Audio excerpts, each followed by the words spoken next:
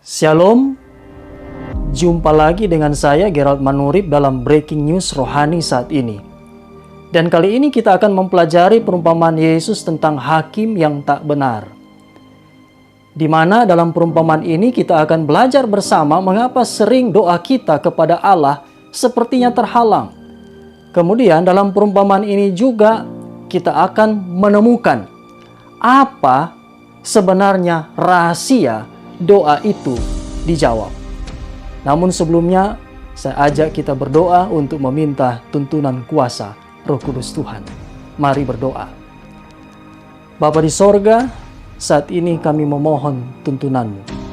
Roh Kudus-Mu menerangi hati kami untuk mempelajari pelajaran rohani lewat kitab suci ini.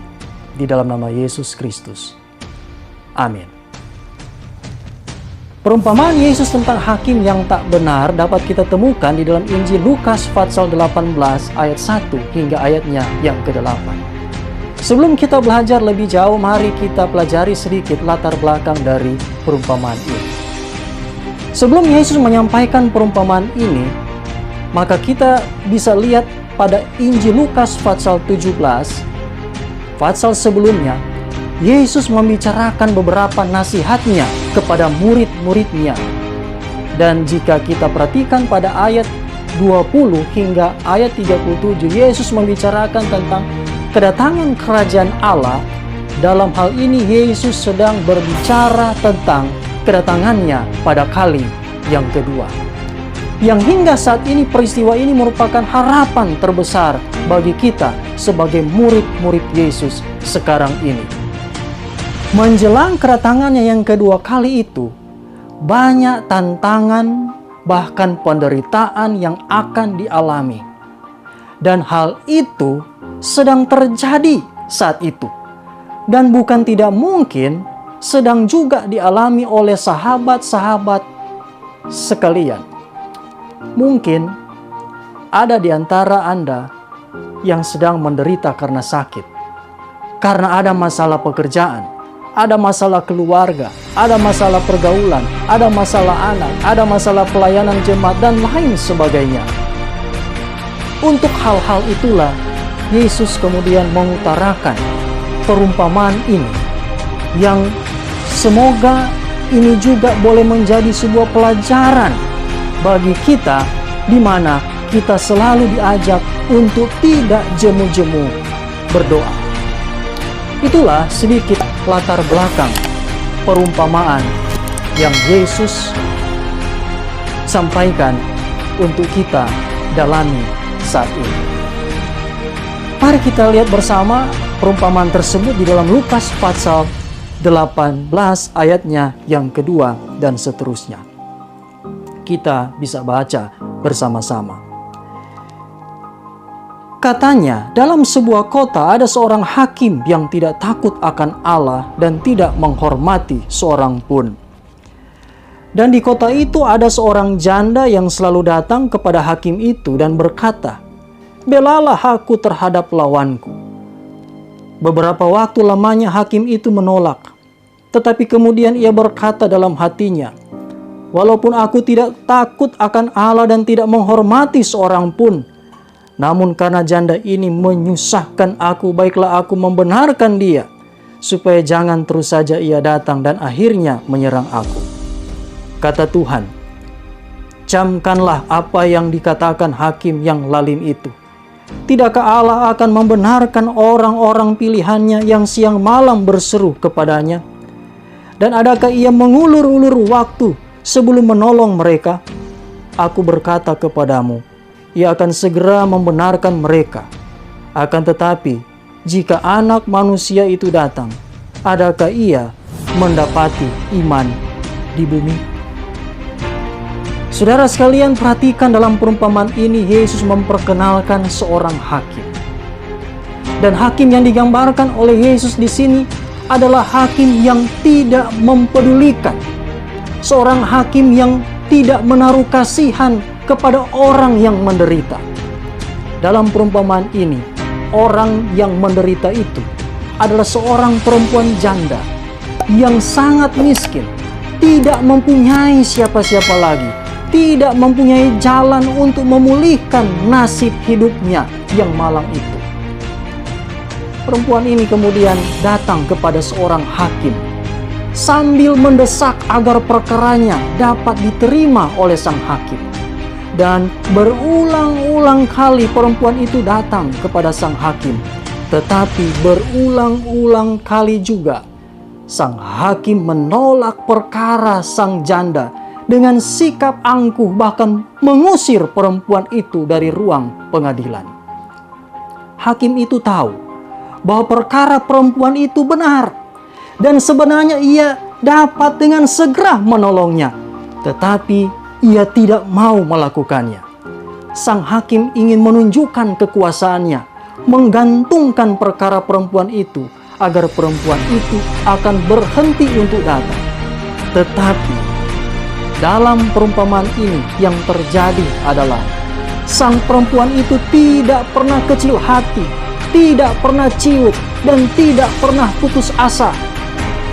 Tanpa mempedulikan sikap keras kepala dari sang hakim, perempuan itu terus mengajukan permohonannya sampai hakim itu mau mengurus perkaranya. Dan menariknya, saudara sekalian, pada akhirnya dalam ayat 4 dan 5 disebutkan, tetapi kemudian ia, hakim itu, berkata dalam hatinya, walaupun aku tidak takut akan Allah dan tidak menghormati seorang pun, namun karena janda ini menyusahkan aku, baiklah aku membenarkan dia, supaya jangan terus saja ia datang dan akhirnya menyerang aku. Dalam bagian perumpamaan ini, Yesus menggambarkan perbedaan yang tajam antara hakim yang tidak adil itu dengan Allah. Hakim itu pada akhirnya menyerah kepada permohonan perempuan janda hanya karena mengingat dirinya sendiri, agar ia boleh terlepas dari desakan perempuan itu yang terus-menerus tanpa sedikit pun ada rasa kasihan kepada perempuan itu. Penderitaan dari perempuan itu tidak berarti apa-apa bagi hakim tersebut. Saudara sekalian, berbeda dengan sikap Allah terhadap orang yang mencari Dia. Seorang yang susah dan menderita, jika datang kepada Allah di dalam doa, maka Allah dengan penuh perhatian dan pengertian akan memperlakukan orang yang mencari Allah itu, diperlakukan dengan kasih sayangnya yang tak terbatas. Tahukah saudara bahwa hakim yang tidak takut akan Allah dan tidak menghormati seorang pun dalam perumpamaan ini adalah gambaran dari setan sendiri sebagai pendakwa manusia. Dan menjelang kedatangan Yesus yang kedua kali, setan akan bekerja dengan tekun dan sekuat tenaga untuk menipu dan membinasakan. Bahkan, setan berusaha untuk mendakwa dan menghakimkan Allah juga. Doa adalah menggerakkan tangan yang maha kuasa untuk menolong setiap jiwa yang berseru minta tolong kepadanya. Pelajaran penting, rahasia doa dijawab yang dapat kita ambil dari perumpamaan ini adalah: pertama, serahkan hidup kita kepada Allah sepenuhnya. Jika kita menyerahkan hidup kita kepada Allah dengan sepenuh hati, kita tidak akan pernah ditempatkan dalam keadaan di mana Allah tidak mengadakan persediaannya untuk menjawab doa-doa kita. Yang kedua, ingat bahwa kita memiliki penasihat ajaib, yaitu Yesus Kristus melalui Roh Kudus-Nya. Apapun keadaan kita, sebagaimana perempuan janda itu, kita memiliki penuntun untuk memimpin jalan kita. Apapun kebingungan kita, kita mempunyai seorang penasihat ajaib, yaitu Yesus Tuhan kita melalui Roh Kudus-Nya. Apapun pergumulan, kesusahan, penderitaan, bahkan keduka citaan kita, kita mempunyai sahabat sejati yang selalu peduli, yaitu Yesus Tuhan kita. Suara Yesus begitu jelas ketika ia berkata, "Akulah jalan, kebenaran, dan hidup." Yohanes 14 ayat 6. Suara kitab suci ini begitu jelas ketika dinyatakan, sebab Ia akan melepaskan orang miskin yang berteriak minta tolong, orang yang tertindas, dan orang yang tidak mempunyai penolong. Mazmur 72 ayat 12. Yang ketiga, jangan pernah meragukan kuasa Allah. Dalam perumpamaan ini kita diajar untuk jangan pernah ragu, apalagi takut untuk menyerahkan persoalan kita kepada Allah. Ingat, jika Yesus sendiri telah memberikan dirinya untuk menebus kita orang berdosa, hal itu juga berarti Ia menerima pergumulan, persoalan, penderitaan setiap orang. Di dalamnya ada Anda dan saya. Firman Tuhan berkata, Ia yang tidak menyayangkan anaknya sendiri, tetapi yang menyerahkannya bagi kita semua, bagaimanakah mungkin Ia tidak mengaruniakan segala sesuatu kepada kita bersama-sama dengan Dia? Roma 8 ayatnya yang ke-32.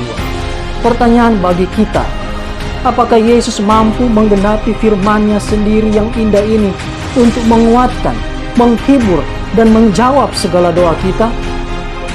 Kiranya Tuhan memberkati kita sekalian lewat pelajaran perumpamaan ini. Mari kita berdoa. Ya Tuhan, Bapa di sorga, terima kasih dengan pelajaran rohani lewat kitab suci ini yang boleh kami pelajari. Kiranya Roh Kudus-Mu akan menolong kami untuk mengerti firman ini dan kami mampu menghidupkannya. Di dalam nama Yesus Kristus hamba berdoa. Amin. Terima kasih. Shalom.